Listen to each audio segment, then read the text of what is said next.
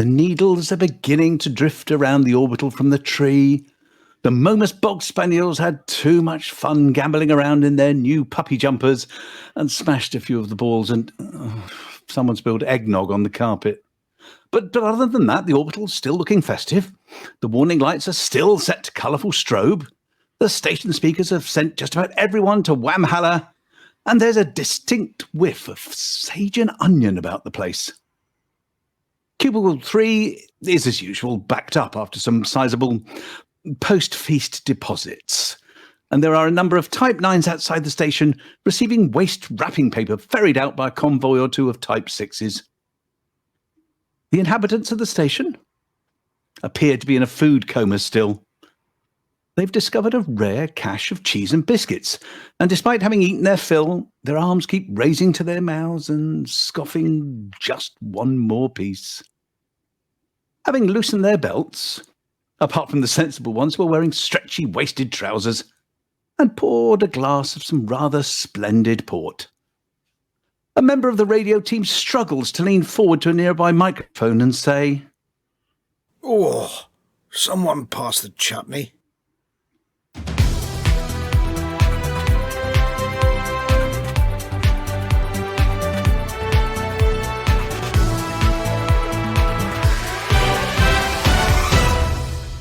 Oh, good evening from a rather stuffed studio tonight. I'm Harry Gammon and Roast Taters Balzac. I'm Pigs and Blankets Harkness. I'm one more piece of stuffing. And I'm an enormous slice of Christmas pudding. And this is the show that sits between scoffing a fat bird and popping the champagne corks, courtesy of Studio 5 at Hutton. Now, the headlines. A rather different kind of Hutton helper. It involves Cecil. Need we say more? A few choice words in your shell-like. Who can console the consolers? A review of the year, Hutton style. Wolves displace Barnard in basement bottom. It's the end of the year, but not the end of the events.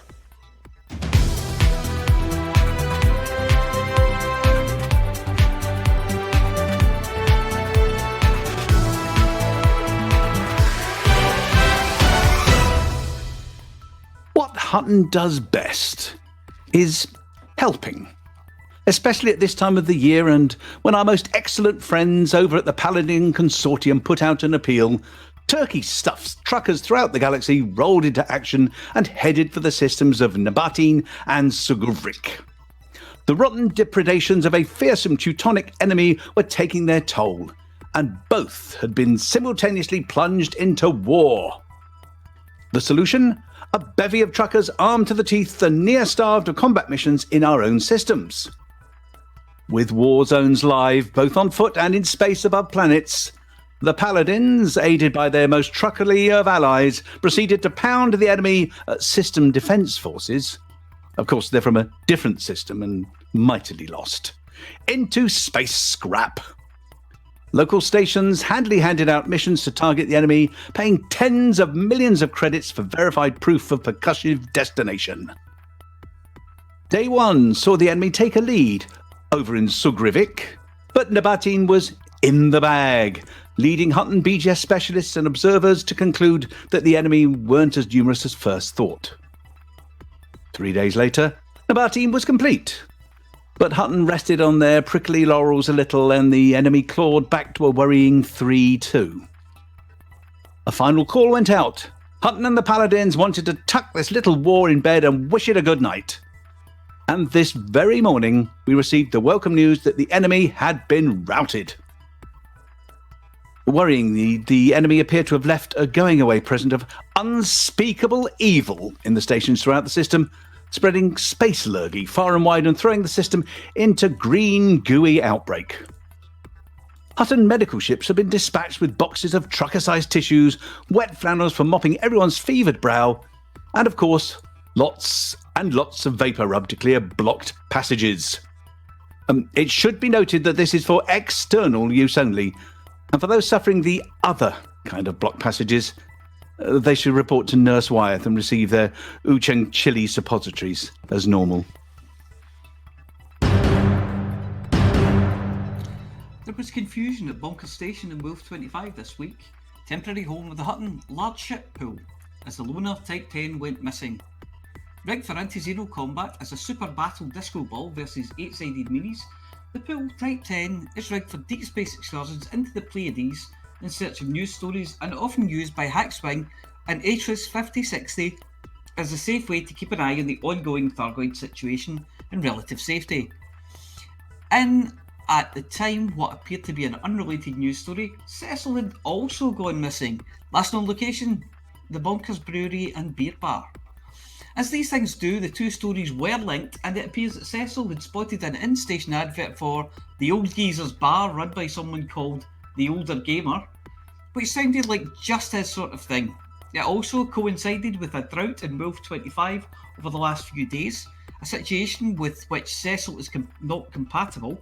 So, popping down to the hangar bays, he boarded what he thought was his Purple Python, but being half cut, fully 3 sheets to the wind, and under the influence of intoxicating substances, he took the wrong ship.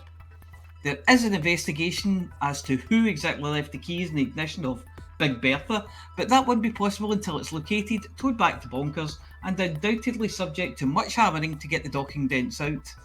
It was noticeable that the spoiler was left floating around the inside of the station after having a minor accident with the tow track on the way out of the station. It appears that Cecil, having found the Old Geezer's Bar, a fleet carrier, mistook a parked Federal battle cruiser for the guest quarters, opened the wine cabinet, drank all the Chateau 3250 and passed out in a comfy chair, only to be awoken mid-combat as the Old Geezer had taken it out for a little bit of bounty hunting in nearby systems. The Older Gamer himself, often referred to as Commander Scratching McKnackers, didn't have time to bring Cecil back to safe berth, so gaffer-taped him to the chair with a selection of drinks in the armrest cabinet, a swizzle stick and a sick bucket. Cecil, for his own part, managed to pick a fight with the shipboard systems of one Orange Phoenix via his own datapad, and Warbucks, said the computer voice, ended up kidnapped after a fight and held to ransom. After the required 1,000 credits were transferred, Warbucks was returned to the Phoenix, but not before a little leaving present. The self-destruct button was wired to the one on the soda siphon just as Cecil topped up a glass. Things all went a bit pear-shaped and the video footage went offline. A flight carrier has been dispatched to recover Cecil, the Type 10, and deliver fulsome apologies to the Older Gamer for the entire episode, and to replenish his wine cellar. There has been a spate of Galweb enforcement bans and fines issued in recent days after a number of broadcasts and messages have leaked onto the airwaves containing decidedly questionable content. Firstly, Commanders Hanky and Rampage have been summoned to Alvin's office after their saucy bromance banter was mistaken for a series of threats to life and limb, and Galweb censored them rather thoroughly. This was followed by a rather complete commas blackout over in Barnard Star after a mysterious message was discovered being broadcast from the rather big and bodged together transmitter sticking out of the side of the station. It was only on discovery of a sticker bearing the words "Property of the Barnard Star Docker" and some rather crooked graffiti saying "Shouty was here" that the penny dropped and authorities realised what the stream of verbal biowaste that was pouring out of the side of the station actually was. Yes, it was the Beyond Dockers Christmas special and is a protected piece of work under laws governing what can and can't be defined as art.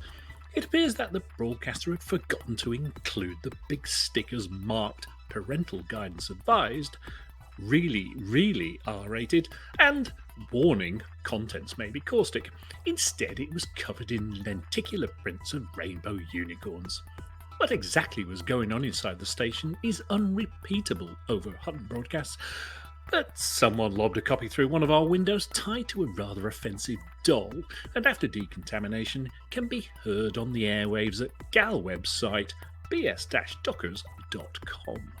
Be warned, headphones are mandatory, and do not play the audio transmission with your mother present, as she's likely to disown you on the spot. You'll probably be laughing so hard that you won't notice. Team Hotbox will once again be spending New Year legless. Whilst this is not abnormal for the miscreant occupants of Van Man and Star, especially not after sampling the Mad Monk's tonic wine during the recently declared public holiday, we still have no news at all on when repairs will be made to their special edition flight suits that allow them to step outside in the tenuous atmospheres. Where many Hutton truckers have been parading around in colourful jumpers, stuffing their heads up snowmen and plonking pumpkins on their noggins before bouncing around settlements like Tigger after a few too many cans of Monster, Team Hotbox are still consigned to viewing the galaxy through the scratched canopy glass of their ships and scarabs. Hutton have petitioned the Pilots Federation for an update as to when the Hotbox Edition EVA suits will have the broken zippers repaired. Our inside sources over at Lave Station, Eddie Lee Wise and Sons, plus his daughters, tailors amongst the stars, have told us that the one-size-fits-all design was put together the wrong size and fits absolutely no one on the Hotbox team, especially not after they scoffed all those mince pies they found in the fridge. We eagerly await updates as to when Hotbox and our friends over at Hot PS will be allowed to go and play outside with the other kids. But in the meantime, we've got plenty of time to put padding on all the sharp corners, hide all the Ming vases, and put the rest of the valuables out of reach.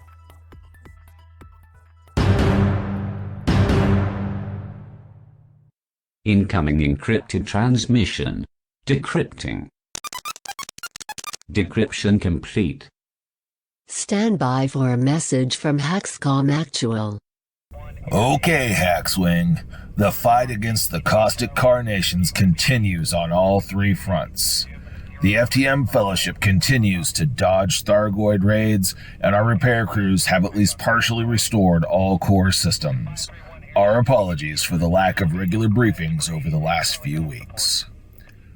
Currently, there are 15 systems still under attack. Our current defensive priorities are Pleiades Sector IH-V C2-5 in the Pleiades Nebula, Muscadark Region PJ-P B6-1 in the Coalsack Nebula, and Evangelus in the Witchhead Nebula. You can see up-to-date Thargoid attacks and defensive priorities anytime at Thargoid.watch. 19 stations are in need of repair supplies, with Borrego's Vision and the Pleiades being the current Operation Ida repair target. Check OperationIda.com for updates. No stations are currently on fire, so rescue pilots are asked to either assist hauling repair supplies with Operation Ida, join combat operations against the Thargoids, or to search for escape pods and non-human signal sources. They are typically found in threats 5 and higher. Finally, a statement that was cut off on our last briefing on 16 December.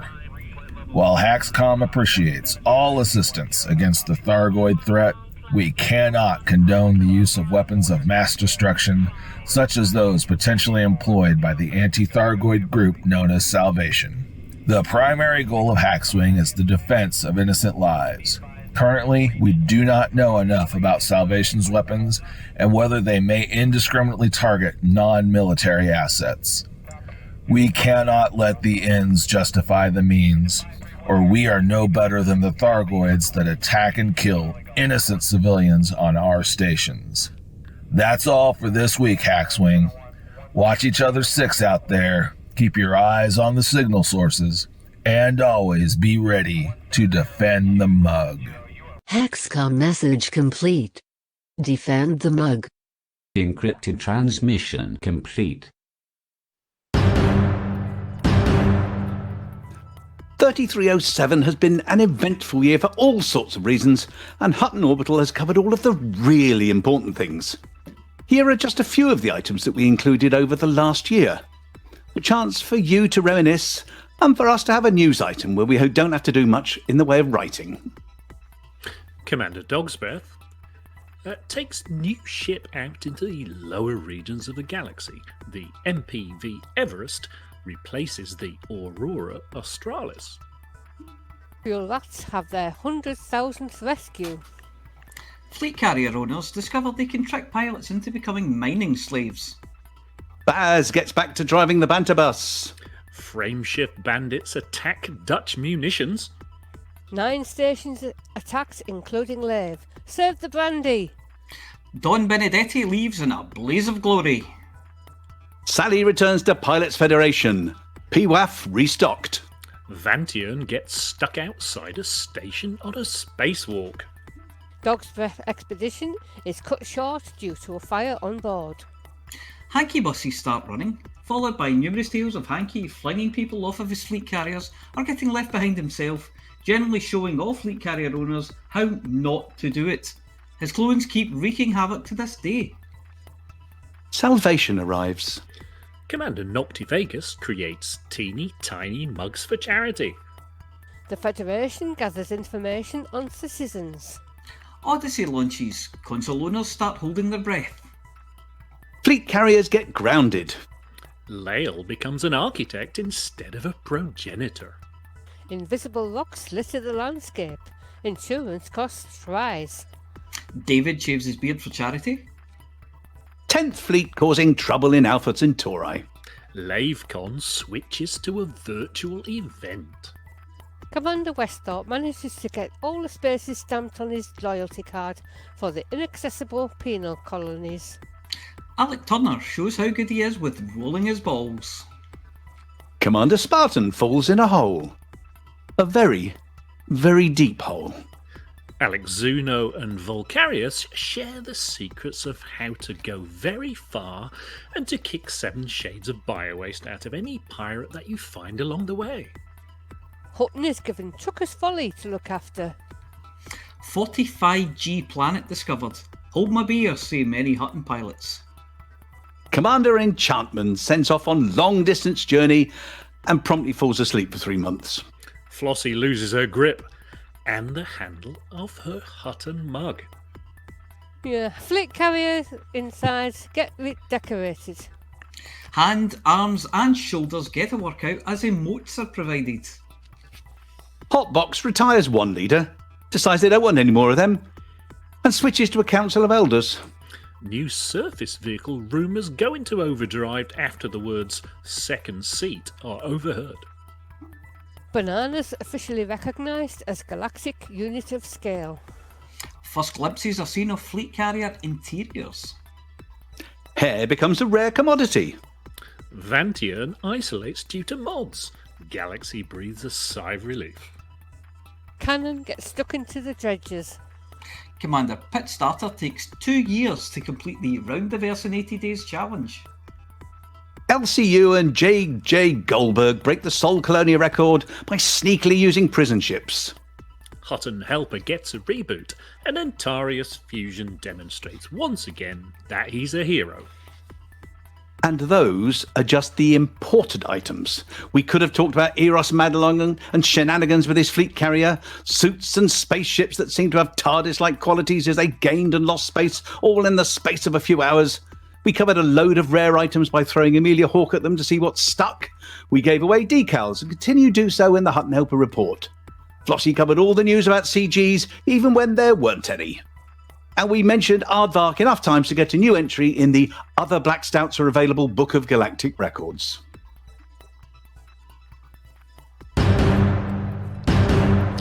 There has been an interesting turn of events in Hutton space this week, with no systems below 40% for the first time in, ages.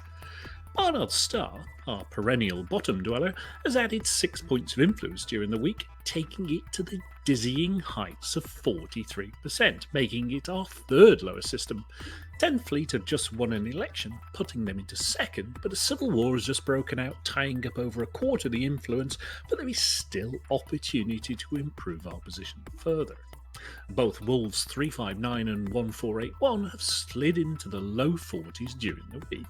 Pirates have infiltrated into Wolf 1481 using the two wars going on as cover, so there is certainly a lot to shoot at, but first clear out the pirates.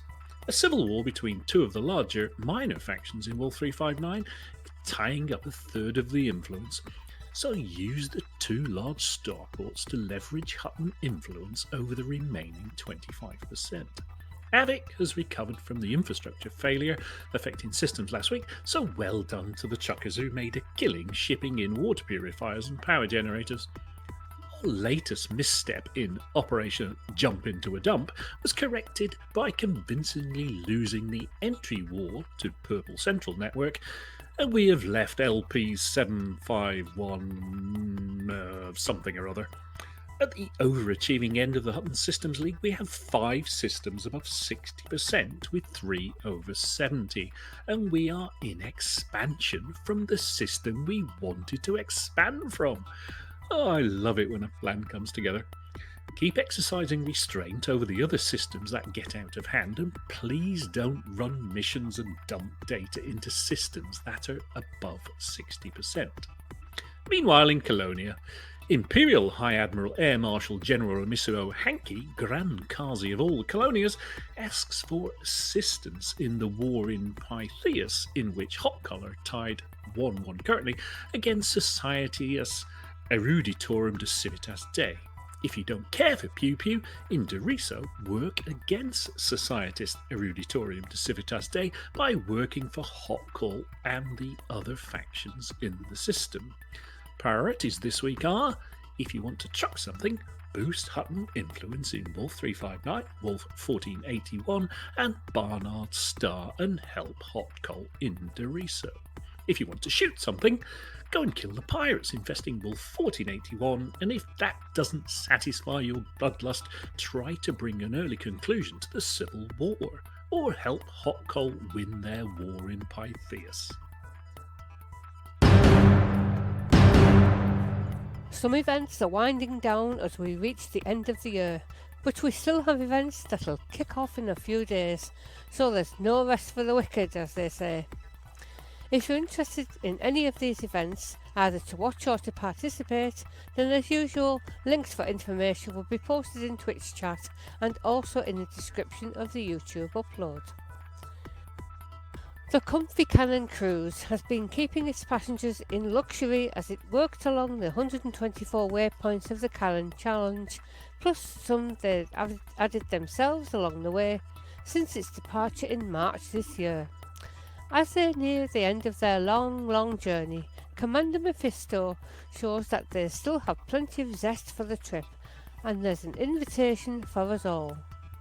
The Comfy Cannon Cruise continued on its way on the 27th of December to visit waypoint 123 with L07 type anomalies, with its gentle purple-coloured sparkly clouds to admire. At waypoint 124, P01 type anomalies were featured, cyan star-like entities seemingly emanating cloudy structures. In this system there is also an unregistered communications beacon directing the listener to an abandoned outpost, the Conflux Delta site. The logs scattered around tell of an expedition that got stranded after their already strange ship was damaged beyond repair when encountering a neutron star. Waypoint 125 got passengers planetside again to investigate Blatium sinuous tubers living on a small planet in close orbit around a brown dwarf. At the next waypoint, reached today, the first kind of collared pod is up for examination, Blatium. Only 8 more waypoints are left to visit on this expedition. The return of the long-travel fleet carrier Konsu back to Verati will be celebrated by a mass jump from a nearby system to meet up with her on the 8th of January, currently scheduled for 2000 UTC. All commanders are invited to join the last remaining and the former passengers of the cruise to finish up this expedition after 300 days with a party. Join the Konsu Discord or watch out on the usual channels for more information next week. Although the Wild Wild West expedition is officially over, there are one or two stragglers still coming to the finishing line, and whilst he's waiting, Commander Airman Dan flew out to Hutton in his Imperial Courier, the IPX Palantir's Claw, and brought us a load of stocking fillers. I thought they were called legs. But he also wanted to show us a picture of the ship he's currently flying, the IPX Postia Servitium, or Replacement Bus Service. Commander Deluvian has become quite wistful as he starts to run out of pages on his 3307 calendar, and I think someone bought him a new pen and a new bottle of Lavian brandy for Christmas, and he's sent us the result of using both. What a year! 3307 was pretty special for all of us elite enthusiasts. The big waiting and then finally quiet premature release of Odyssey created a lot of ripples. Expedition All the Clouds in the Sky is one of those.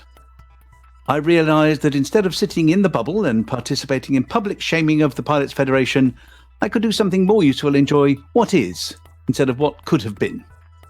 An old dream, something that was always in the back of my mind, came back to me. I wish I could see them all. The thought I had always had coming across another nebula. They are like clouds in the sky. It took us long enough debating the whats and the hows, but the crew and I finally decided to depart on our journey, and on the 16th of September, Zodiac jumped into the darkness of the cosmos. Expedition 9 officially began. The idea was simple enough. Get to the southern corner of the galaxy and from there move slowly, zigzagging up and down and visiting all the clouds and some other significant points of interest on our way. Travelling with the fleet carrier is quite a significant undertaking, but nothing is impossible with the right crew. I'm grateful for having my oldest elite friends around me, always ready to follow my crazy ideas, to contribute and help, and simply ready to have fun together. Big shout out to Commanders Misk BS, Hazard 6S, Kalidus Akoma, and Dracomenda for always being there for me. We travel as our time permits. We slow down when nobody can spend enough of it, and accelerate when times are better. So far, the expedition has covered a distance of 128,833.65 light years in 274 Zodiac jumps. That cost us 28,330 tons of tritium, either mined or obtained in other ways. 21 waypoints so far, among which there were 15 nebulae and 4 mining locations. It's scary to think what it's going to take to complete this endeavour, but as it is a lot of fun, we're pushing forward. Things are getting better. Odyssey is improving and even new features are being introduced. As always, it's been worth waiting for. And the year is slowly coming to its end, and I think there will be even more fun for us all in the next one.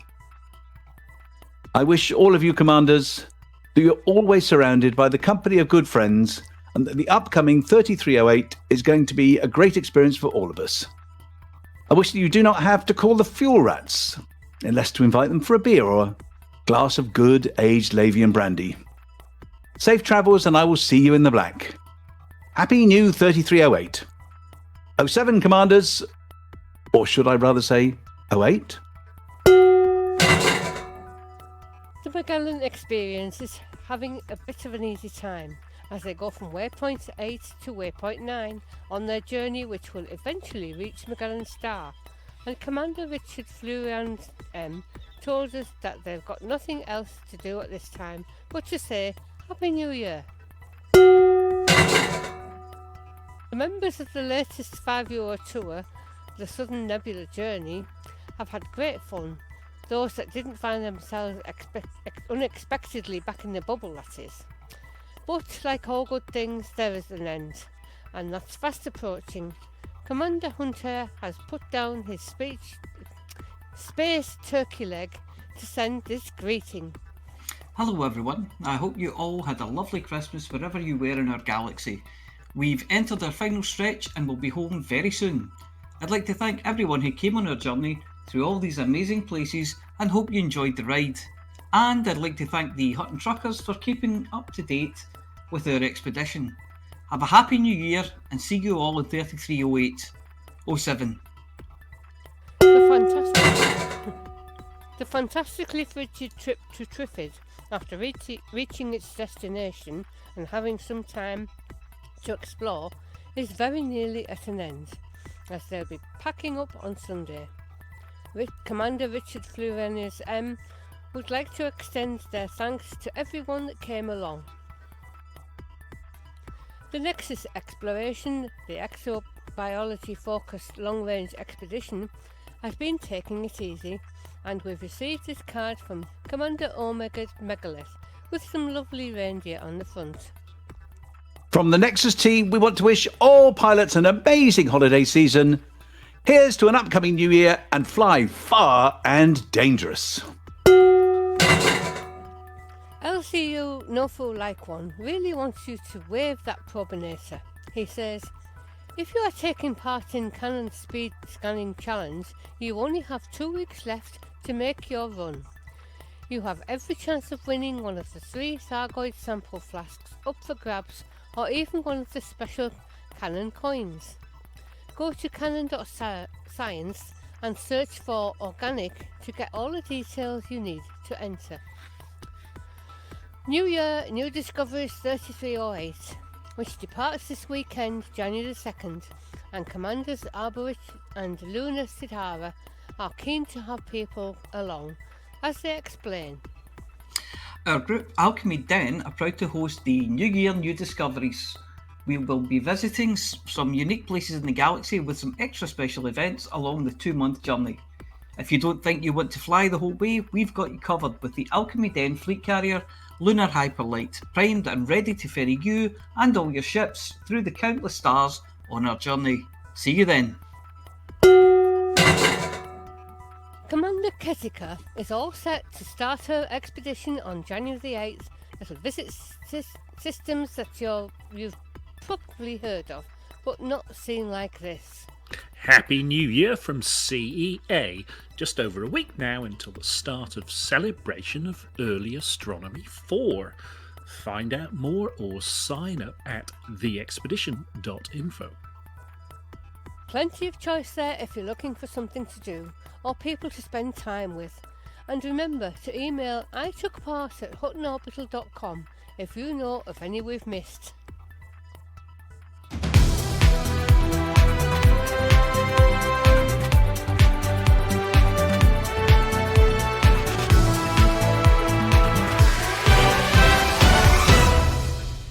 Oh, that was almost completely seamless. Well done, everyone. That was ridiculously seamless. Yes. that was good. I like that a lot. And I know what Ventura got for Christmas. He got another Stream Deck, didn't he? One with all the buttons that have to be tested, one after the other. No, that only comes natural. Yeah. That only comes natural. Yeah. Hey, take that.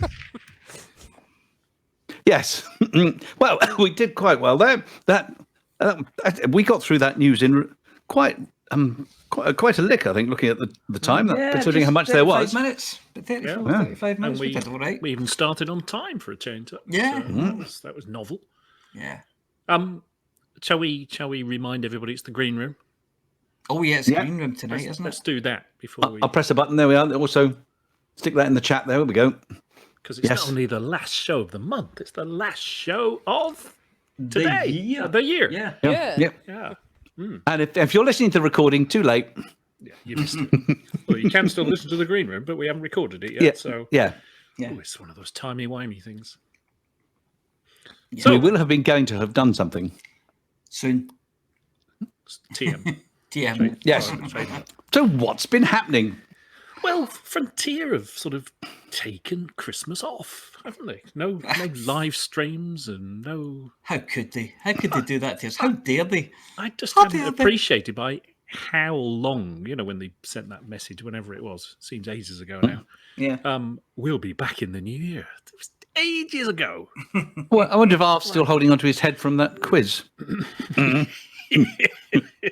He might still no darker. Well, there's all the rum gone. Yeah, that was. In fact, I was checking earlier just in case they hadn't snuck one in and I hadn't noticed. No, I don't think there was anything. No, not gin or rum. Yeah. Another live stream. No, the Christmas special one they did a couple of weeks ago was the last one. So we've got to go with like real world stuff, like the James Webb Space Telescope launching. Oh yeah, that was Christmas Day. What a Christmas present that was. Yes. It was entirely down to the weather as well, wasn't it? Because it should have launched on the 22nd and then they postponed it to the 24th. But what a Christmas present. Yeah, a bit cloudy, you couldn't see it. Well, you could see the first bit as it got off the ground. And then, yeah.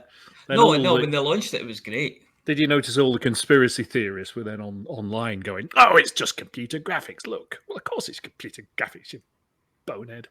Yeah, you're watching it on a computer. And cameras going up with a rocket. All the significant others are the people who work at NASA saying, "Oh yes, you have to go off on Christmas Day. Why? Because it was raining yesterday. Oh yes." Yeah. Yeah. But they began the unfurling process now. They have. So that's you don't want any furls, no. No. Absolutely. I am enjoying the night shift, demanding to know what all these metric measurements are. That'll teach them. Yes. It's the thing that was going up today was 1.22 meters or 4 foot in. Yeah. Well, get into the 21st century. Let's hope the NASA people know. We've had that before, haven't we? NASA working. Oh, the Beagle was a one-off. Yes. Yeah. Yes. Yeah. That was the one where I think it was the British side thought it was metric, and the American side thought it was imperial. Or was it the other way around? I can't remember. Same difference. Yeah. Yeah. So it's now James Webb is now beyond the moon. It's about just over 40% of its journey to the L2. And I know they said it was going to take about 6 months. No, to become operational. Right. I thought the journey was going to take about 6 months. No, there's they've got to do all the mirror alignment and all kinds of obviously. I think there's a lot of setting up before they can actually take an image. Yep. Yeah, they've got to get the sun shield out. Yeah.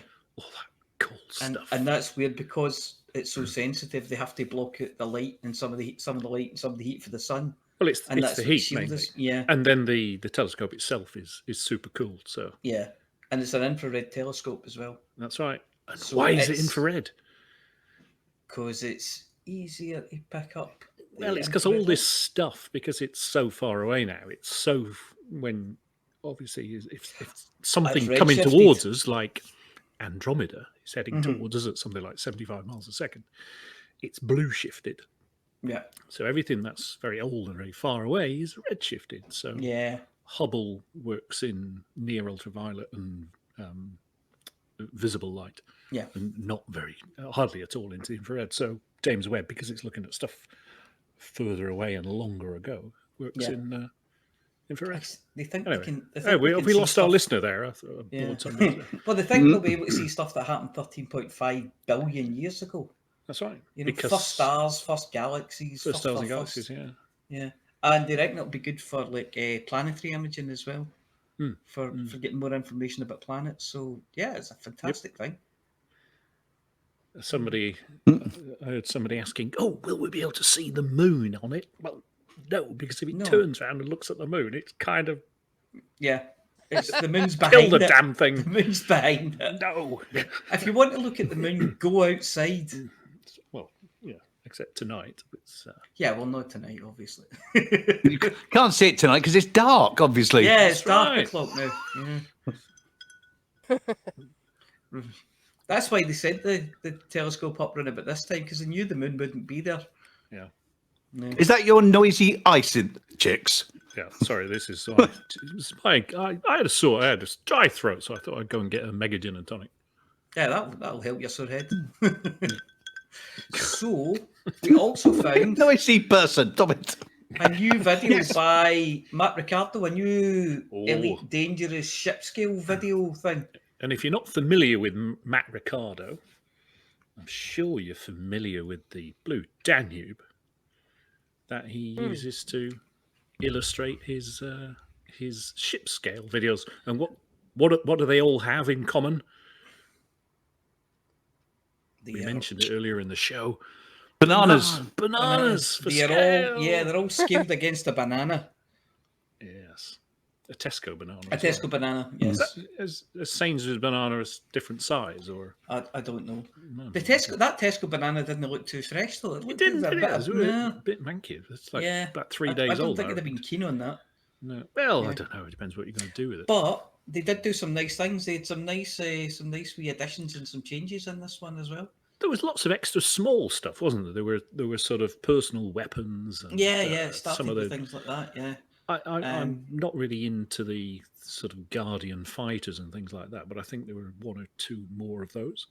No, they were in it last time. I'm sure they were in the last I one. know one of them was, but I Yeah. don't remember there being so many. Oh, and Yeah, obviously there's the 3 different kinds, and you know the Scorpion was there, which obviously we haven't they seen added in before. the Scorpion. They also added in just as a kind of they added in the Panther Clipper, although it's not in game and no indication that it ever will be in game. They thought, well, let's do something anyway, so they've put that in.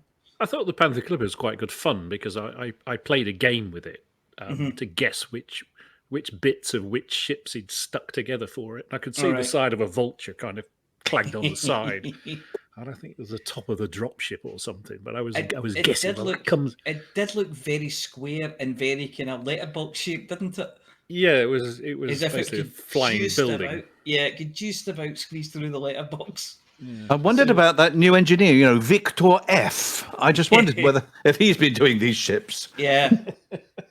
But no, it looked good, and they also added in the outpost this time, so you could get a scale of the outpost as well. So I'm trying to remember now. It's about is it a kilometre by a kilometre by? No, it's not. It's smaller than that, isn't it? Oh, it is. It's. It seems a long way when you're desperate for the loo, I tell you. Because the ships are big. Like a T9 is 100 metres Yeah. across. Well, the T9 can't land, obviously, but yeah. Yeah. I think it was I know it was just under. It was 980 metres high or something. Bloody hell, was it? Every time we go out there and screw in that new red bulb in the in the transmitter, the big it's a kilometre up. God, seems such a long way. Yeah. Where's it going? Off to the side. Or is it off to the side? Yeah, you just don't know. And then, even bigger than that, they had fleet carriers. Fleet carriers. All the kinds of fleet carriers. Well, they had the cargo ship was the first one, wasn't it? Yeah. With all the containers and That stuff. looked cool as anything. I would love one of them. Just like the containers. If you actually go to one of those cargo ships, you can see all the. You can scan in and all the containers and things. Can you kind of fly down the middle of them inside all the lattice? I haven't tried that, but Get your Sidewinder out. I will be trying that in the near future. And try and hit some womp rats with your. Yeah, and your T-38. But I just like the containers. The containers look fantastic. And then there were 3 or 4 different kinds of fleet carrier. I mean, I recognise the and commanders. Can commanders have all of those, or are some of those in game and some are because I recognise mine. It's one, but you can change it into different kits with fleet carrier livery. So you can put on, you can change it to the Victory class or something else class. But Drake class is the standard. Yeah, okay. Maybe I missed that button. Yeah, because you know how you go to livery and you can choose the colour and things like that, and the colour of your landing pads and all the bits. You can also choose like a ship kit for it. So you can have the ball kind of bridge on it, or the big hammerhead kind of bridge, or And imagine getting that delivered. Imagine the size of the box Amazon would send that in. That'd be That's why you need to like go to the size of a Coriolis, wouldn't it? You need to go to a fleet carrier place and have it done at the big shipyard. And one thing that surprised me was I've forgotten the name of the Imperial capital ship. the one with the circular. Oh, the bit. Majestic class. Majestic, that's the one. And then the Farragut as well. They were actually quite a lot smaller than the carriers. I was thinking, okay, kind of makes sense, but I was just surprised. And then at the very end, they had it was an Orbis, wasn't it? The space station. They didn't have the Ocellus, with the habitation. Well, they said it was an Orbis, but it looked like an Ocellus to me. Because the Orbis, as far as I remember, the docking bay is like a ball. And this one, it was a kind of cylinder that stretched off into a kind of point. So it looked more like an Ocellus than an Orbis to me. But effectively, apart from the shape of the docking bay, they're the same thing. There's somebody... Oh, yeah, somebody's dropped it in the chat there. I was just looking. Yeah. Very good. Fantastic video. Really, really good. Yeah. And then it starts to go back at the very end and runs through them all again. Back to the banana. Yeah. And the space loach. Yes, it's become a bit of a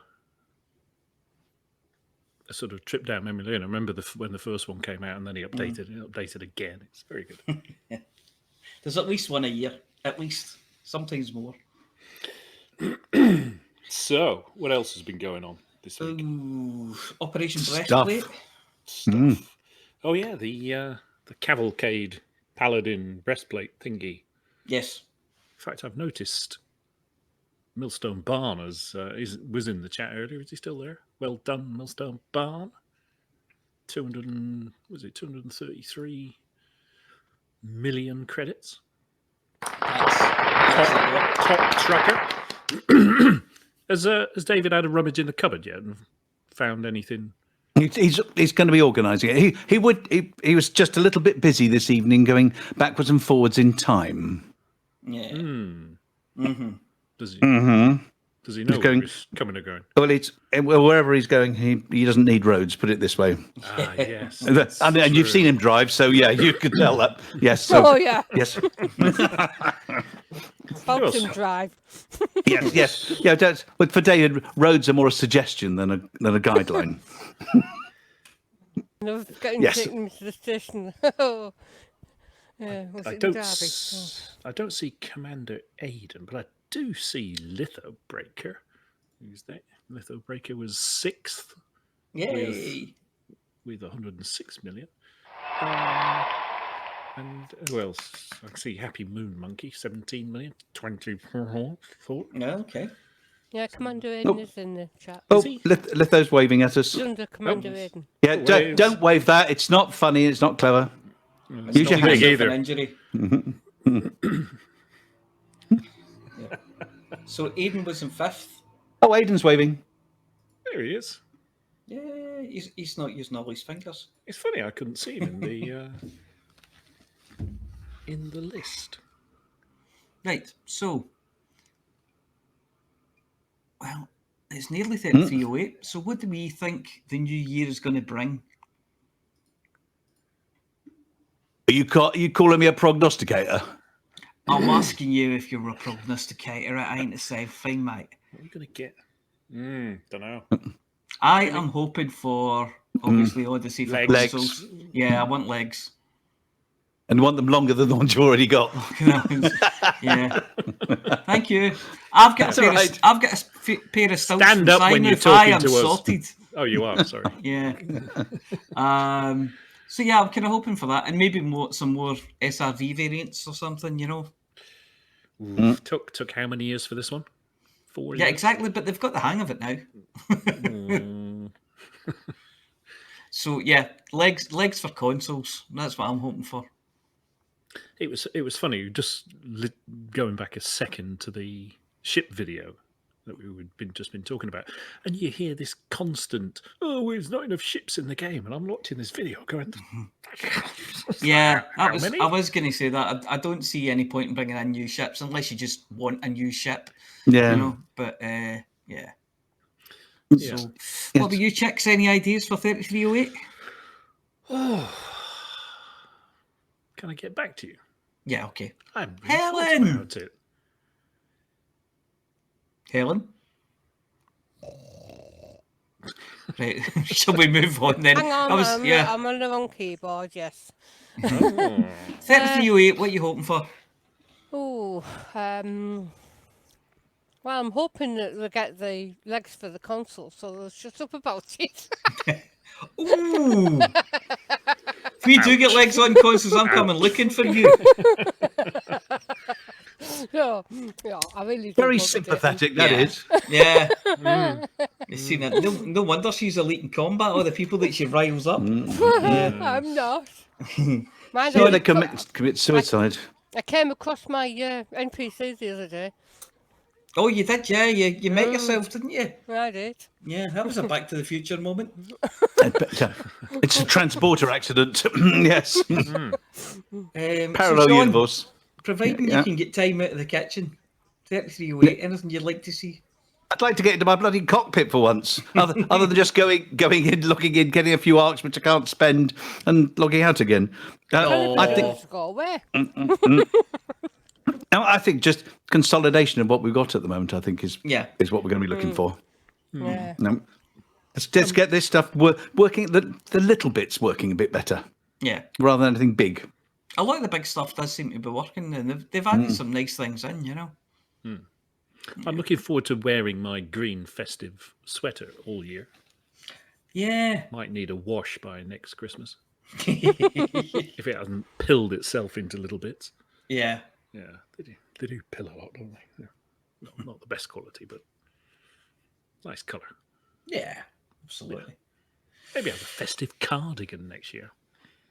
You know, they like might those do. Leatherette buttons down the front and some pockets so you keep your hands nice, warm. yeah. The old footballs. Buttons look old footballs. So we go from festive jumpers to nice beige cardigans. You want that as the next thing you can buy in the tin. Yeah. A nice Aaron cardi. Yes, with a pipe. Yes, yeah. Fair isle knit. Yeah. Space A slippers. pocket for your pipe. You want a pocket for your pipe and the cardi. Well, that goes without saying, doesn't it? I would hope for boiler suits for commanders as well for the Hutton look. Oh yeah, that'd be good. And then you need one of those things that you with a pipe to push the tobacco in. Because I know that Deadmeat's been looking to tamper with people for a long time, but boiler suits would be good. You could have like a Hutton decal on the back, couldn't you? As a like branded. You could have the one that's tied around your waist, where the sleeves are tied around your waist, and a vest. Well, what was in the beginning a white vest, with a big egg stained down the front of it and things like that. That would look good. Yeah, sort of the John McClane dirty vest. Yeah. Just a proper trucker's dirty vest. Shall we? Why doesn't I've spell checked the script and it only says aardvark once, and we've already covered that. Yeah. Aardvark. Aardvark. Aardvark. Is Norm with us? Yes, he is. And now, for the last time in 3307, it's my pleasure to introduce Flossy with the CG News. When the universe is in trouble, bug infestations in the bubble, your home station's burned rubble. What on earth can we do when your faction leader's a dog and your daily tasks are a slog? You're feeling like a used cog.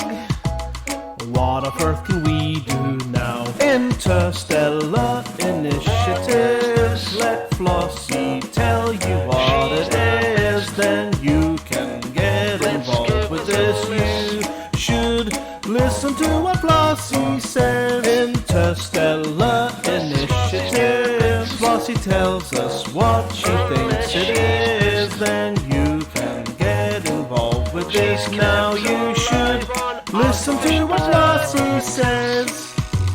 Listen to what Flossy says. What on earth can we do? Do what Flossy tells you to. What if she talks nonsense?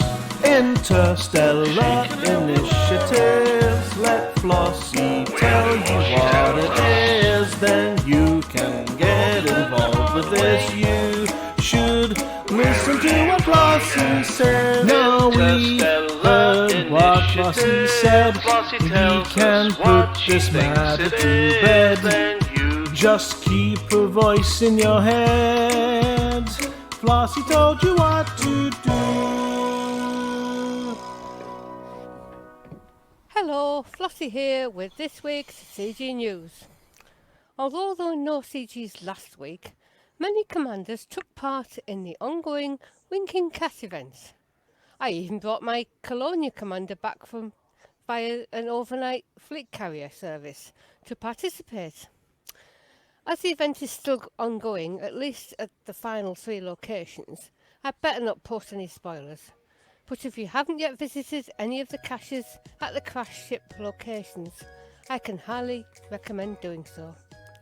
Having already done the first 3 locations with Banter and Spodge one day last week, I also did 06 with one of the Hanky clones and Rampage one evening, and on both occasions had a great deal of fun, especially at one of the locations which was interesting to get to.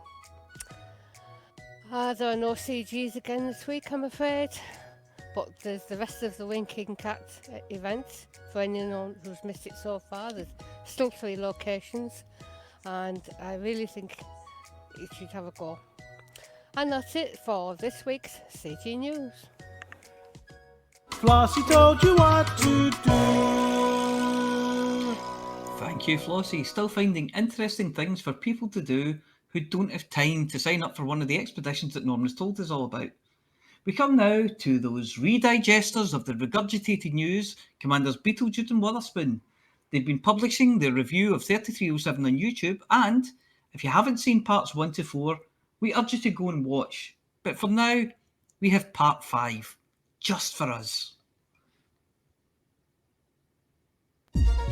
Galnet News Digest Review of the Year, 3307. In the first 4 episodes of this review, we've talked about azimuth biochemicals and salvation, about the Marlinist colonies and about the NMLA, about Admiral Vincent and Jupiter Rochester being locked away for attempting to assassinate President Halsey, and about the Sirius Corporation expanding its influence. In this final episode, we look at where the galaxy might be headed next year.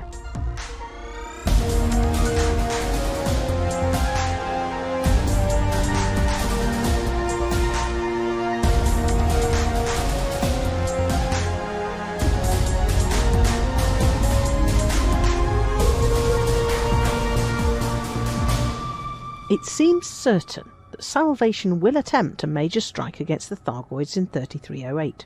He's fired his super weapon 4 times, in each case clearing out an entire system. If he intends to deal with the Thargoids once and for all, what has he planned? Something to do the same, but on a galactic scale? Ironically, as 3307 draws to a close, the year-long invasion by Thargoids seems to be ending. Most of the attack stations have been repaired, and Thargoids seem to be little more than a minor nuisance.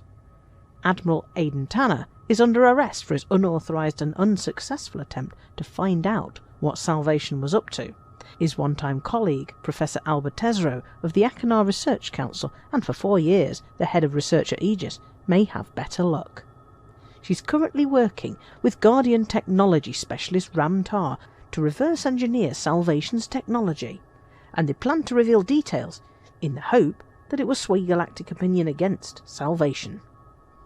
Salvation says he's a scientist, but has gone to extraordinary lengths to conceal his true identity. Some believe he may be the artificial intelligence that the ancient alien race, the Guardians, developed to fight off the Thargoids millions of years ago, and which subsequently eliminated the Guardians. We've heard little about the Guardians and their AI for several years, so there may be some credibility to this theory. Others believe that he may be someone who worked for Azimuth Biochemicals 4 years ago when they were trying to learn how to get humans to fly a Thargoid scout. Other suggestions are that he may be a disaffected member of Aegis, or that he might be one of the engineers. Will he finally be unmasked in 3308? For that matter, who is the Witch? The person sponsoring the Azimuth work in 3303. She, if it is a she, has seemingly vanished, her identity entirely unknown. The Neo-Marlinists seem to have been defeated once and for all, but there are plenty of conspiracy theorists who believe that Theta 7 faked his suicide. He's seen on video detonating the megaship Sacrosanct, but who's to know if he was really on board at the time? Emperor Orissa remains in hiding from the NMLA, even though they've apparently been defeated. The last time she was seen in public was in September 3306, when she spoke at the funeral of Prince Harold Duval. Everything she's done since then, every word she's passed down, has been through her Chancellor, Anders Blaine. Is the Emperor well? Is she even still alive? Until she once again appears in public, we can't be sure. What we can be sure of is that should she die, then Hadrian Duval and his son Hector Mordanticus are likely to get a fair bit of support as her successor from the more traditional senators of the Empire. Their main competitor for the role, anti-slavery activist Princess Aisling, would be a bit of a problem as Emperor of a society built almost entirely on indentured labour. In other imperial news, will the split between Senator Ximena Torval and Mustopoulos Mining have a lasting impact? Will the revivified corpse of the 130-year-old Torval be content with amassing even more wealth using her army of slaves and a broad commercial network? Or will she use a substantial military fleet to make her mark on the galaxy? She's one of the people least likely to support a future Emperor Aisling. For the Federation, will Fleet Admiral Vincent and ex-Core Dynamics CEO Jupiter Rochester, who are both being held in solitary confinement, Rochester, without even having had a fair trial, get to spill the beans on what they know? Or are they really being looked after by a cabal more powerful than even the Federation? Will Hudson's part in the assassination attempt on his predecessor ever become public? The campaign by Brewer Corporation to establish a chain of megaships along a route between the Bubble and Colonia was a huge success in 3307. Brewer hopes to build on this, making tritium more widely available at the megaships and establishing starports with shipyards and fleet management facilities along the route. This opens up the possibility of commanders being permanently based in these starports along the Colonia Bridge, living the frontier lifestyle, possibly thousands of light years from the next starport. This initiative, which is expected to start in less than 2 weeks, will also give commanders another chance to earn a range of pre-engineered frameshift drives that are better than anything Farseer or Martok will do for the ordinary commander. 3307 was the year we got to meet the Dredger clans for the first time. The Scriveners seem harmless enough. They've been wandering the galaxy collecting knowledge for more than 200 years, knowledge that they're not willing to share. The Blue Viper Club, Archon Delane's new best friends, seem to be more piratical in nature, allegedly crushing and recycling manned and operational ships if they can. And the Phagos Dredger clan, which we only know about through legends and through the incomplete report of a soldier at Holloway Bioscience Research Facility 15, are believed to be cannibals, munching their way round the galaxy one victim at a time. Will we see these Dredge clans again? Or will we get to meet other, equally fascinating clans in 3308? During 3307, some commanders were granted permits to get out of their ships on a limited number of planets, away from the main population centres, to visit settlements and undertake missions on foot that often seem to involve shooting people. The people who do all this shooting have been heard to mention that it might be nice if some aliens chose to invade on foot, something that would give a little more variety in the choice of targets. Commanders more interested in exploration than killing get to wander around looking for vegetables and shooting these instead, using a special knowledge gun. All they've ever found so far have been things rooted to the spot. When will we get to see space rabbits? The two-seater Scorpion surface vehicle was the first new vessel of any kind made available to buy since probably the launch of fleet carriers, and only the second model of surface vehicle that can be carried around in ships. Is this the first sign of a renaissance in the design of new vehicles? Will that fabled Panther Clipper, the only ship that actually requires a 4-person crew, finally get the go-ahead for commercial release? There's little we can say for certain about 3308. We know that fleet carriers will soon come equipped with a viewing lounge, so we can all sit with a bucket of popcorn and something sickly sweet in a paper cup and watch the transition from one system to the next. The rest of the year is largely a tabula rasa, a blank sheet. Will it be as interesting a year as 3307? We'll have to wait and see. For now, here are some New Year fireworks, courtesy of that lovable art thief, the Winking Cat.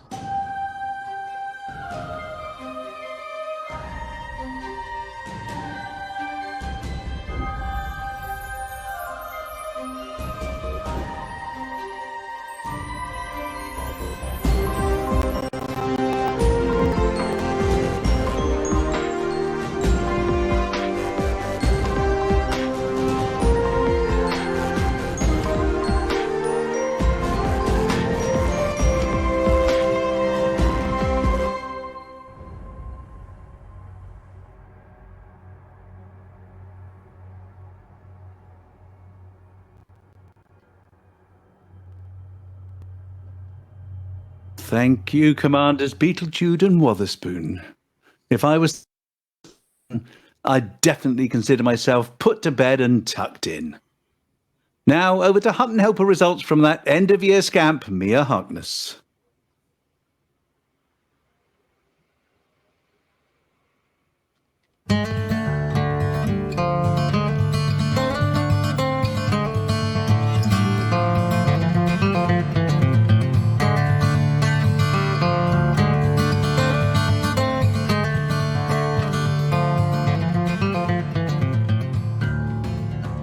Welcome to the Hutton Helper results. The Hutton Helper results are sponsored by the Hutton Helper, the only third-party resource to come with a free treasure map with a big X on it. This week we have the following events: the How the Hell Did I Get Here Drunk Mysteries Challenge, the Enigma wrapped in a mystery wrapped in delicious puff pastry, Cup Winners' Cup, the Where Did the Delivery Company Leave My Package This Time? Deja Vu Trophy, the Winking Cat, This Is Why You're Banned from Galweb Trophy, the Sherlock Holmes Couldn't Solve That, Oh Wait, It's Just an Anagram Charity Shield, and the It's the One That Says Wrecked Ship Poirot Extravaganza. So, always check the numbers are going the right way, never chase that place that we're not going to mention, and if a guy with a peg leg and a parrot calls you Jim Lad, shoot him in the face immediately. It's for the best.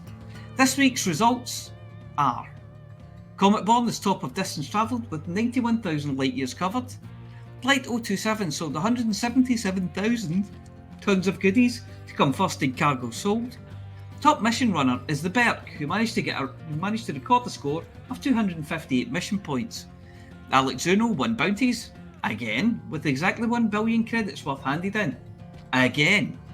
Mad Seeker handed in 525 million credits of combat bonds to top the table, and LDSK delivered 816 passengers safely to their destination. So that's decal for Mad Seeker. Please email itookpart@huttonorbital.com and arrange to collect your Hutton decal kit, which this week consists of a nondescript box with a big question mark on it. There were no Hutton runs this week, so I did one as I wrote this, so there's something to write about. I'll let you know how that one goes. Are you bloated, farty and half asleep after the Christmas festivities? Perfect! Just add a couple of gravy stains and you'll fit right in at Hutton. You know what else might help you to fit in? Helping out with the Hutton things such as trucking, exploring, taxi driving, shooting things and trading stuff for fun and profit. Just go to hot.forthemug.com and download or sign up for the all-new Hutton Helper, now in 3 delicious flavours, and then get out there in a gift-wrapped ship and do some trucking. If you're still wondering, I got 1 hour, 24 minutes and 27 seconds in my Hutton run, which puts me in 182nd place overall. Yay! Let's face it, anything has to be better than accidentally solving a weird puzzle box and having weird demon things drag you off into the dark. Well, that's it for this week. Back to Studio 5.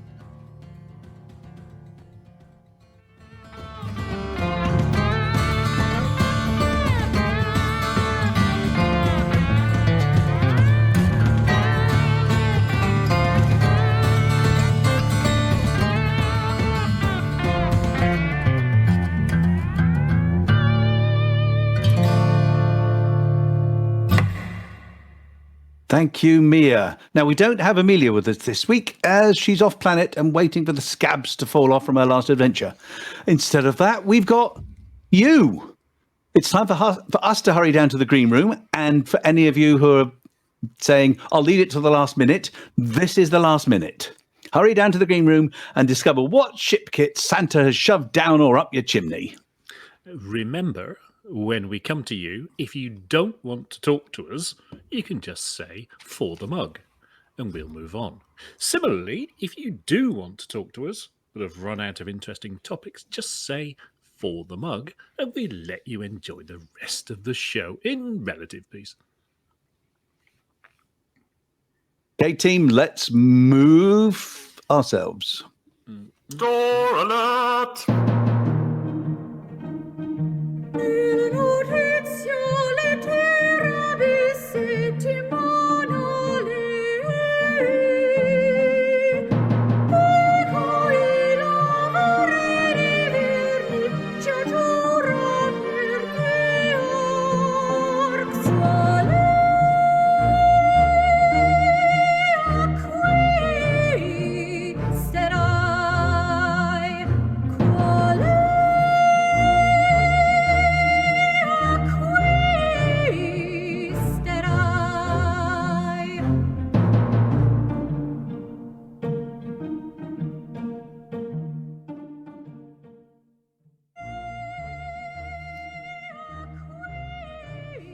Right, and here we are in the green room to chat to people. Hello, everybody. Hello.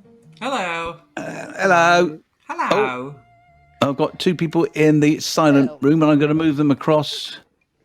If you don't want to be in here, you can move. If people have just moved into the chat-enabled room, just so we're all in the same one. If you don't want to talk to us, you can move yourselves back to the silent room if you want. Yeah. So I'm going to suggest that we do this in the order. Let's talk to the punters first. Yes. And then because then if our stuff's a lot more boring than theirs, obviously, because they're the ones who are here. And I'm just having a checking. And then, so I'm going to suggest we do it. Chicks, Flossy, me, and Mia. Okay.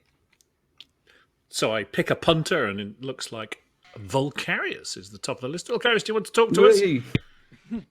And just briefly, I only came to thank everyone for the year of shows, and I hope you had a good Christmas and such. Very welcome. So, how was your year, and what are you looking forward to next year? Some frames per second would be nice. Won't lie.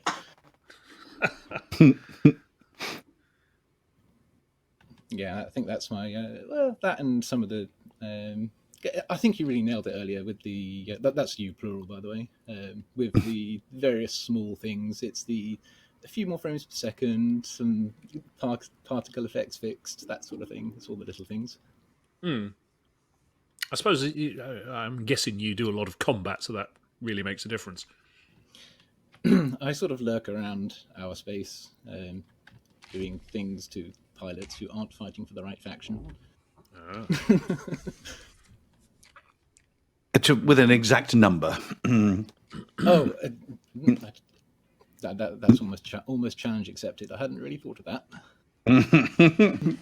Well, I must thank you for your lesson on grey code that you gave me a few weeks ago. No problem. Oh, that's true. I never actually wrote that up. I did actually have in mind. If I do write it up, I'll probably make some sort of JavaScript-based version of it that does the same thing. And I think a browser could do it. Now, all that sounded like English, and I kind of recognised the words, but I didn't recognise them in that order. It's no need to explain. It's a way of doing the search without random guessing, which is it's basically like being in the groceries aisle in Tesco. Yeah. Where have they put the asparagus in water this week? Yeah, or any store after it's done its move around for all the Christmas stuff, and then afterwards when it moves all back again, kind of like that. Well, have all what's coming up now? Oh, it's Valentine's Day. Full of Valentine's Day stuff tomorrow. I also had a message for the apology officer, if I'm allowed to do that. Go ahead. So I was thinking about all the times, all the Dyson jokes and all the serious jokes. See what you got me into? Yeah, you did that yourself. So I thought I'd try and design you a new type of joke. It didn't go particularly well, but we'll try it anyway. Why did the Starship get a job in an Italian restaurant? I don't know. Why did the Starship get a job in an Italian restaurant? Because it was a pizza cutter. Oh, God. Yeah, I'll be using that one. The reaction tells me that it's perfect. Yeah, well, you'll be glad I didn't give you the one about the nail clipper. So. No, let's have the one about the nail clipper then. I think he's done it. That was it. I only wrote the punchlines and didn't get much further than that. That's okay. We only really need the punchline. You know. In any case, say again? No, I was saying we only need the punchline. We'll work at the rest of it out. Pretty much, yeah. Yeah. The new game. If this is the punchline, what was the question? Yeah. What was the setup? Well, I think your apology officer is able to design any number of setups and always end with exactly. the punchline. I think that's the... I'll know it when I hear it. I'm trying to remember what the ones we were doing in the warm-up before the show. We did get one Dyson with death in, didn't we? Well, it was of that ilk. It was... Yeah. Oh, you were talking about Scottish breakfast and full English breakfast and how they were a heart attack in a plate. And I just wedged in, I just shoehorned in a Dyson with death reference.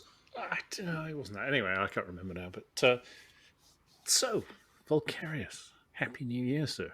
Yes, Happy New Year to everyone. And that's it from me, I think. I've taken enough time. Do you remember what to say? Yeah. I'm going to say, Hail the Empress and for the mug. For the mug. For the mug.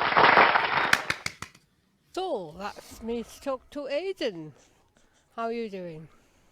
I'm doing fine, thanks. How are you? I'm not too bad, thank you.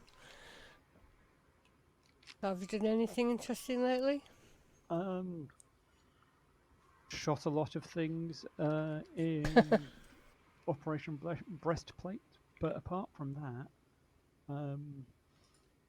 nothing in particular, although I suspect I may end up getting some notoriety in the not too distant future. Oh. Naughty. I might be doing it, I might not be doing it, I can't really say. I can neither confirm nor deny that I'm going to be notorietist-did. Yes, I can neither confirm nor deny that I'm going you actually had to play the game to do in that. World 562. Yeah. Notarized. That was for chicks. Oh, right. Oh, well. I hope you do all right then. And whatever you're doing. Thank you. But yeah, no, apart from that, nothing going on really. I'm just waiting for the ability to walk around a fleet carrier, because that would be new. Right. Yeah, that should be interesting. Mia's just looking for the opportunity to walk anywhere. I have actually bought a fleet carrier with the hopes, on the strength of seeing the interior of that carrier, I have bought myself a fleet carrier in the hopes that one day I'll be able to walk about it too. So yeah, I agree with that one. So you're not going off in a massive huff then? Not yet, maybe later in the year. You still haven't got the legs. The massive huff has been to Beagle Point and back, so I'm happy with that. I'll probably find something else. Okay. Ginormous huff. But yeah, that's pretty much it for me, for the mug. Okay then, thank you for the mug.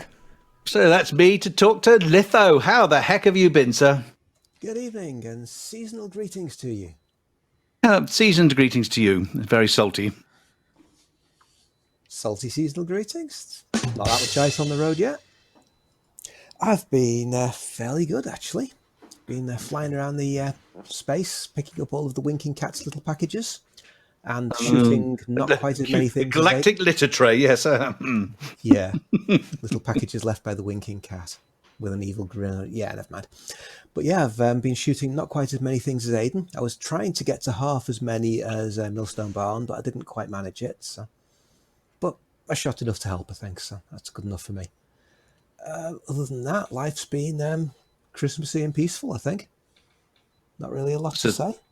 That's as much as you can hope for. I think there are a lot worse things you could have going on in your life. Yeah, Yes. Everyone's happy and healthy, and our Christmas started on December the 27th when we finally got rid of the last boarding dog in the house. But that's not so bad. But it's Christmas now, so it's good enough for me. No. So I think I'll just leave you with a for the Hutton Tumbler. Tish. Right. I think then it's me to speak to Grizzrads. Hello. Hello. How has your week been, or your year been, and what are you hoping to see for next year? Oh, it's been an interesting year. We've welcomed a new commander to the... I thought I heard that. Yeah. They're desperate to be on radio. Not 5 or 6 months old now. Oh, fine. BGS in no time then. Oh, totally. Loves washing all the whooshy stuffs when I jump. That's good. That's a good sign. Well, the eldest commander actually is in game. Oh, really? Yeah. And the one in the middle has been to an elite meet, so awesome. We've got to just wait until there's some more stuff going on to introduce this one in person. Yes. That'll be fantastic. But yeah, we'll be able to take him to the bar for a drink the way things are going by the time we get there. At the moment, I think he'd probably manage. He's enormous. Although you think he'd be on proper pints then and not just half pints? I think he'd chew through the glasses. But yes, new commander's mum, Yanazita, has got herself a HOTAS for Christmas, so she's been getting back in the game a little bit. Haven't seen her around in the game for a little while, so that's been nice. Yeah, that's awesome.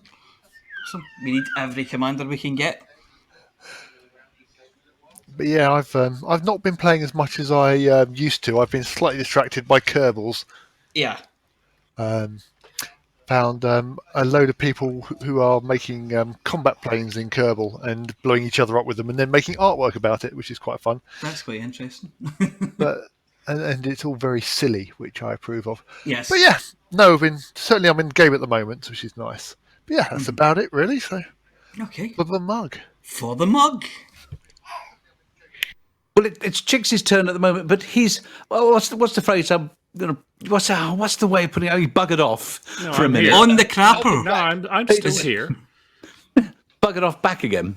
Yeah, I buggered back. You didn't tell us you buggered back. Cool. Well, I didn't. I thought, well, we're in public, you know. It's. He said he would be right back.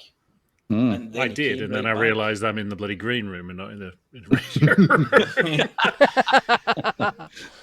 Yeah. And it's your turn. Once they get in, we'll lock the doors. PBSF Ghost, are you there? David. Ghost. No. Ghost. Come on, Ghost. His little light is not flashing. Oh, I wonder if he's fell asleep. He's ghosting you. He might be on the wrong keyboard. Well, I'll tell you what. Let's carry on amongst ourselves, and then we'll bring him back in. Yeah. Keep an eye on his little blue light. And if he Ghost, if you're not here and you can't hear that, when you come back and you can hear us, join in. Yeah. Somebody type something in the chat. I'll poke him. Well, don't worry, as it were. Yes. So, I'm talking to Flossy, I suppose. Yeah. Is that right? Yeah, if you want to. I suppose. Well, now you mention it. So, Flossy, how are you? Did you get a good Christmas? Yeah, not too bad. Yeah, just quiet. Just the three of us. Have you been volunteering? No. No, we stopped all that now. Oh, okay. Well, for now, till next year. Yeah. So and have you've been winking catting, haven't you? I have, yes. Yeah, I've really enjoyed that. For a few days with Banter, well, one day with him. We did the first three. That was good fun. I did the first three. in the second set, there's what is it? Yeah. A vulture, a green flak cannon, 100 million. What else is there? Oh, hang on. I've got it all on there. Are we not? On a No, page the first here. set are finished, aren't they? Well, I'm Yeah, just the reading. first set has, yeah. Are they gone now? apparently. Are they? I Yeah, think we just so. need to be careful They're not due to do the to second finish set it. because they're still live, aren't they? Oh, I think you've got 40 minutes.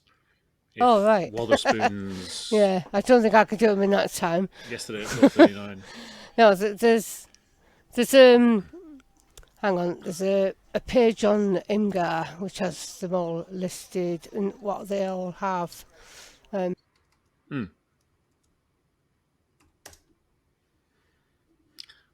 Listen. We just heard from. Well, you can It is all good read. radio, We yes. just heard from. Yeah. Yes. So you can I all read it. Everybody read the everything, notes. because I honestly I went with Hanky and Chris Whittam Rampage. Oh, you've been on the romance. You've been chaperoning, have you? I've been going with them on. I went round the route with those two the other night, and I can't remember how many times I got asked the same questions.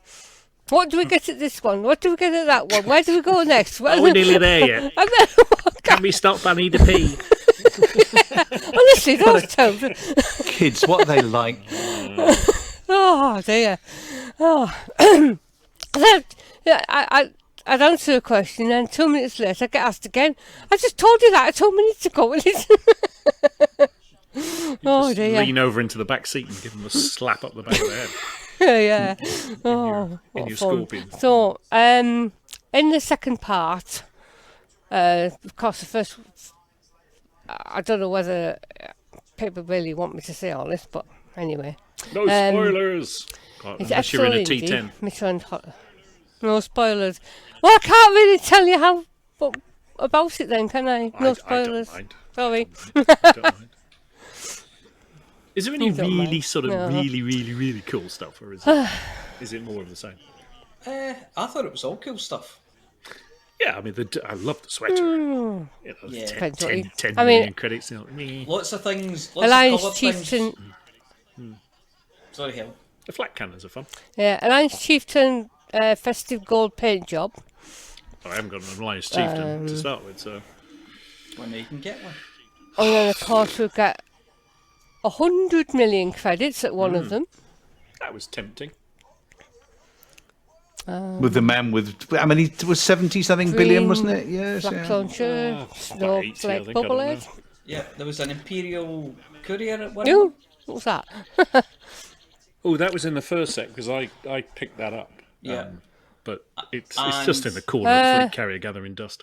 Yeah, there was a vulture in another one with a vulture paint job. What was in the first set? The Courier. Pre-engineered one, wasn't it? No, I think No? I didn't even look at it. I Yeah, it was Shoved. stock. shoved it at the back of the garage with all the others.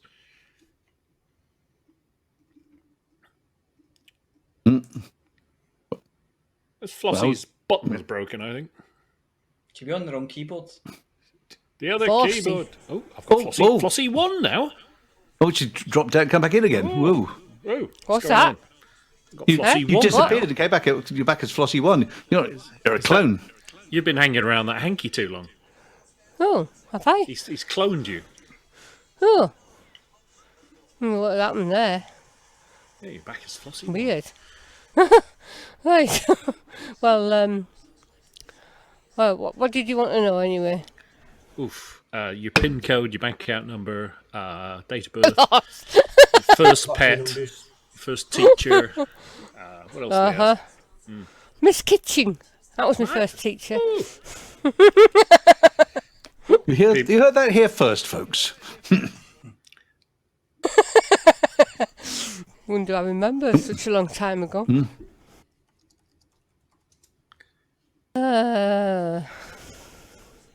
So I've not really done Who's much an else arsehole? apart from the winking cat.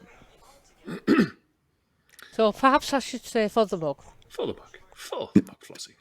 In which case, you still get to try because Ghost thinks he's got his mic going. So, Calling PBSF Ghost. Knock once if you're there. No. Yes. No. No, it's not working. I said it's not working. David. No, push the button. David, you have another go. Look, you keep Try playing it with your again. microphone, David. Whenever you get it, you just keep going, David. When you get it working, we'll stop talking and we'll talk to you. All right, we'll carry on. As soon as you get it working, we'll hand over to you. Yes. In that case, it's me to talk to me. Oh, that doesn't work. No, talk to me. No. Oh, I'll talk to you. Yes, I'll talk to you, Mia. Hello. So what have you been up to in game? Well, Moving swiftly on. Yes, I logged in each day and managed to move about 3 yards further forward and collect my arcs and log out again. Hooray! So that's it. So the rest of the time I spent in the kitchen. So as we're trying to keep it game orientated, I'm going to say for the mug. Okay then. Not even going to ask me. What you've been doing? Oh, me? Oh, well, thanks for asking. Yeah, well, I bought a fleet carrier, as I said. Not running around, that's for sure. Yeah. No, I'm not running around. But I have been flying around. I did buy a fleet carrier. After watching the video with the interiors, I thought, I want one now. Even though you I see can't now do you've got the a mark. interiors yet. You've got a Mark 1. You see, later on they'll have the Mark 2, which will be a lot better. You'll be stuck with the old model. I don't and care. the updates will stop by the time you got your legs. The updates will have stopped. I've flown it out about 10,000 light years to a nice wee system. I know it's got round Earth-like with a landable moon, and you've got lots of things in the sky, like nebulas in the sky and things, and it's a nice place. So I've flown it out there and parked it there, and it sells tritium and helps for explorers to do refuel and repair and all that kind of thing. So I've parked that out there, and I've been doing the Winky Cat stuff as well, which was a lot of fun. I really enjoyed it, and got my planetary navigation skills back up again. How's your green festive jumper? I can't see my green festive jumper yet. I won't see my green festive jumper until probably quite far out of season. So you need space I'll arms. wear it anyway. So you haven't even got space arms, let alone space I haven't got legs? space arms or space legs. I can't do nothing. No. Space torso? Yeah, I'm just a kind of head and a stick, really. But other than that, it's been good. I enjoyed doing the thing as much as getting the rewards. It was interesting to see what was there. And that was great fun. And I did a Hutton run today, first one in ages, because nobody else had done one. I thought, well, I'll be bored if I go in and say there are no Hutton runs, and I need to take out the paragraph about emailing to get your decal kit or whatever. What's it? Emailing.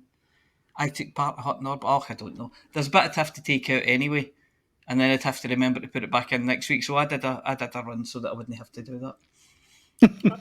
I just It was cut and easier. paste last week's script, as our listeners probably well aware. So it hasn't changed in the last 3 years since you've been doing it. No. But there we go. Other than that, it's a for the mug. It's chicks. If there's anybody left to speak to, I think we've done them all. Oh, Norm. Oh, Norm. Ventura.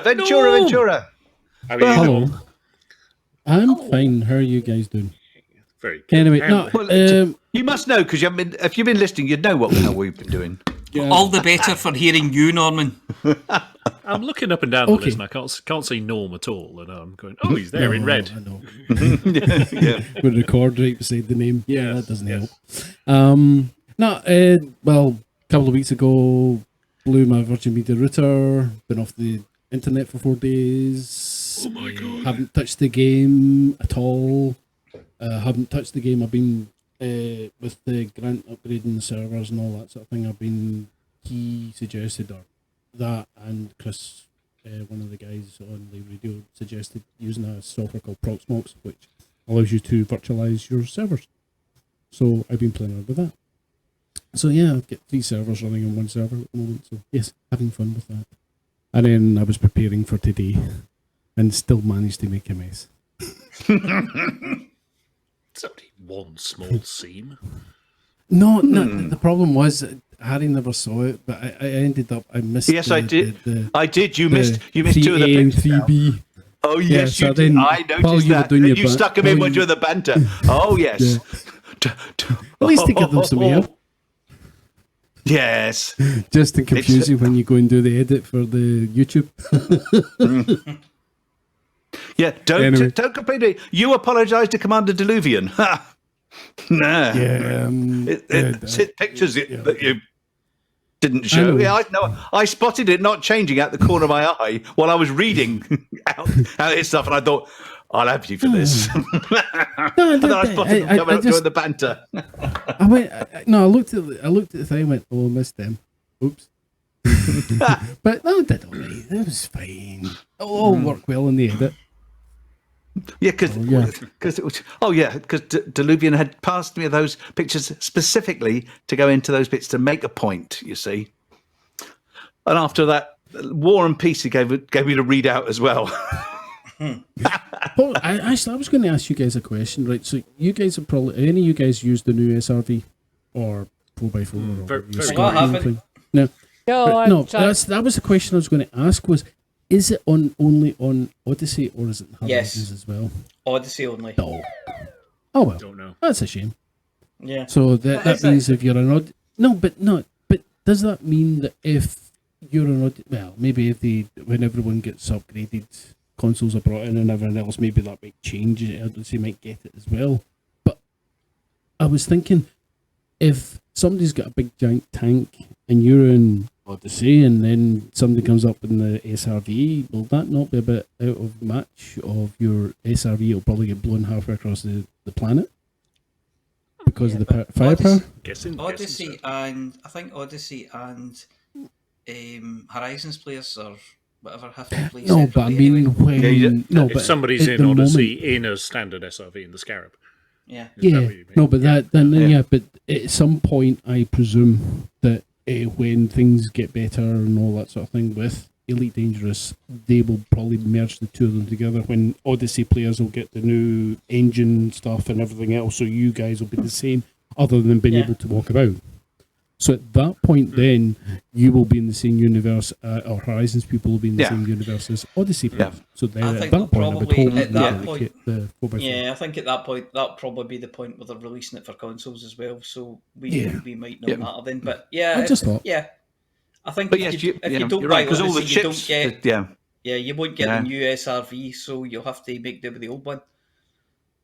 Yeah, but that's what I'm saying. So will that not outmatch somebody who's on an old SRV on Odyssey, on Horizons, and basically you then you come in your big nice shiny new tank and blow the living crap out of them. So that's the one.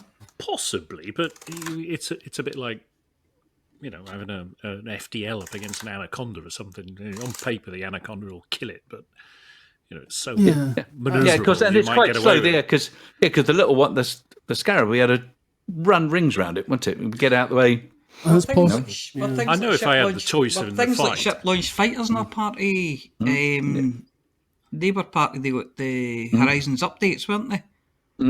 Yeah. So if you didn't have Horizons, you didn't get ship launch fighters. Original game, No, you didn't get the ship launch fighters. But then they basically abandoned the base game, didn't they? And everybody merged into everyone got Horizons. Yeah, but saves having to maintain two code paths. Yeah, but at one point, the Horizons players had the advantage over the non-Horizons players, the same as the Odyssey players have now got an advantage. If you look at it that way, over the Horizons players. So the things like this have happened in the past, and they've just gone with it. Yeah. Well, we'll see what happens there, I suppose. Well, can you imagine being in the base game and not being able to engineer anything? Ship-wise. Yes, you can't get very far, can you? Yeah, your ship's going to be quite. You'll be in solo all the time, won't you? And you'll get you could still crap play. kicked out of you by NPCs. Did Multicrew not come as part of Horizons as well? I forget when it came. Yeah, I'm pretty sure that was part of Horizons as well. So 2017. I just played a Live Radio episode on Tuesday, which was broadcast one that was basically only broadcast live with Grant and Ben Moss Woodward from Live Radio, and it was the 14th of February 2017. So that's what they were just talking about, a live stream from FDev about the multiplayer. Yeah, but you had the advantage of multiplayer over people who didn't have Horizons. It's the same thing. So there's lots of precedents for this kind of thing, and I don't think it breaks a game really. It's just one of those. And if you one find of those things yourself that's being battered by somebody in a Scorpion, you just run away. you either run away, or you come back, with lots of friends. Yeah. Or you bomb it from the air, or you just jump in your ship and nuke them from orbit. It's only way to be sure. Okay, exactly. Okay. Anyway, I thought it was for that answer, for the mug, and a happy new year to everyone. All right. For the mug, no. Well, Thank you, Commander Ventura. Well, we've spoken to everybody at length in that way. I think. Should we rustle on back to our on-air room? Yep. Somebody might need to hold the door open for me, but I'll give it a go. Yeah. So, shove the mop in the door.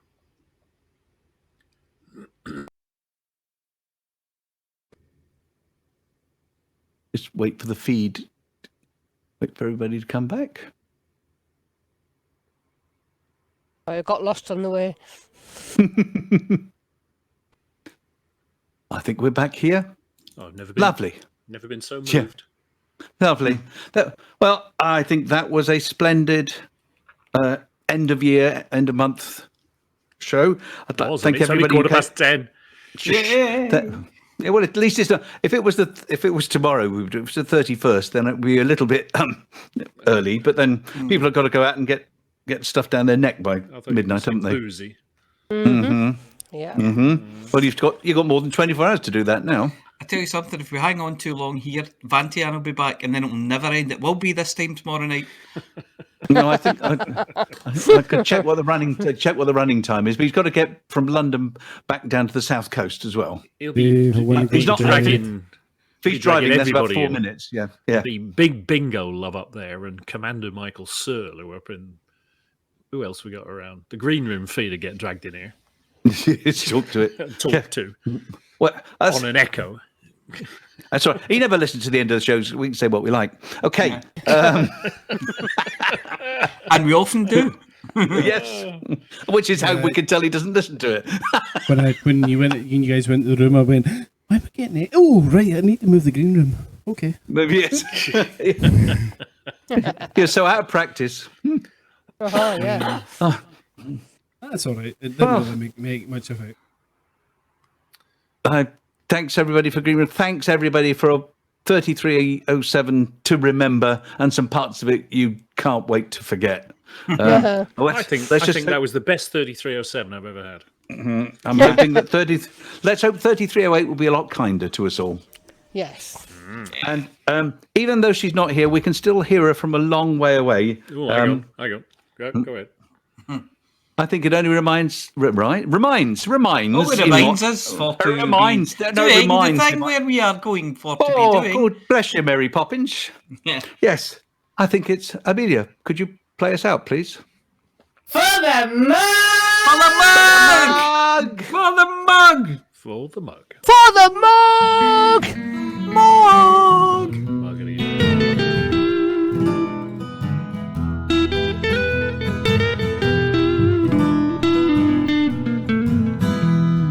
Journey too long, or cargo too small. The profit margins never really mattered at all. We're gonna take the cargo where it's needed today.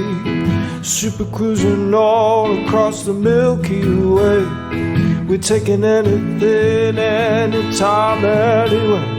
Loading all the teen out to the brim with the rest for the more. For the more, for the more, for the more. Yeah, you know just where we're coming from. For the more, for the more, for the more, for the more. Yeah, everybody sing the trucker song.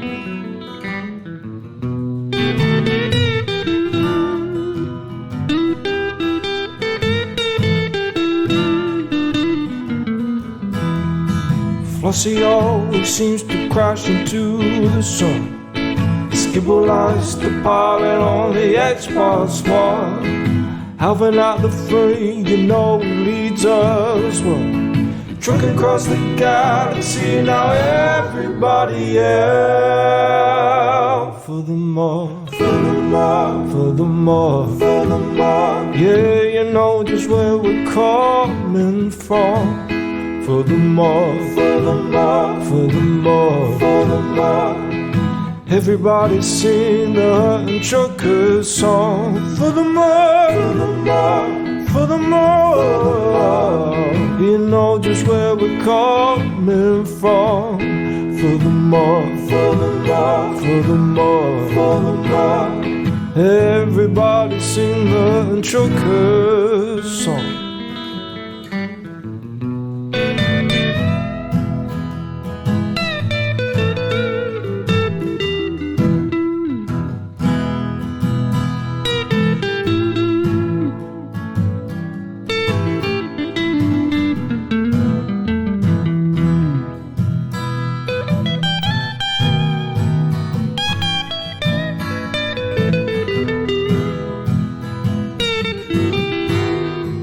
Give me a large path that I can land on, and I'll give you cargo and sing you my song.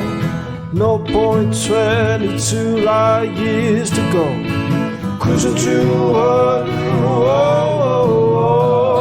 No journey too long, no cargo too small. The profit margins never really mattered at all. We're gonna take the cargo where it's needed today. Super cruising all across the Milky Way. We're taking anything, anytime, anywhere. So shout it out loud like you don't even care. For the more, for the more, for the more, for the more. Yeah, you know just where we're coming from. For the more, for the more, for the more. Everybody sing the Hutton Truckers song. For the more, for the more, for the more. Yeah, you know just where we're coming from. For the more, for the more, for the more. Everybody sing the Hutton Truckers song.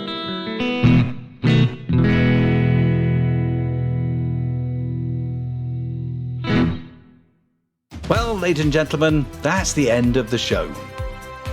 Everyone's buggered off now, so why don't you bugger off too?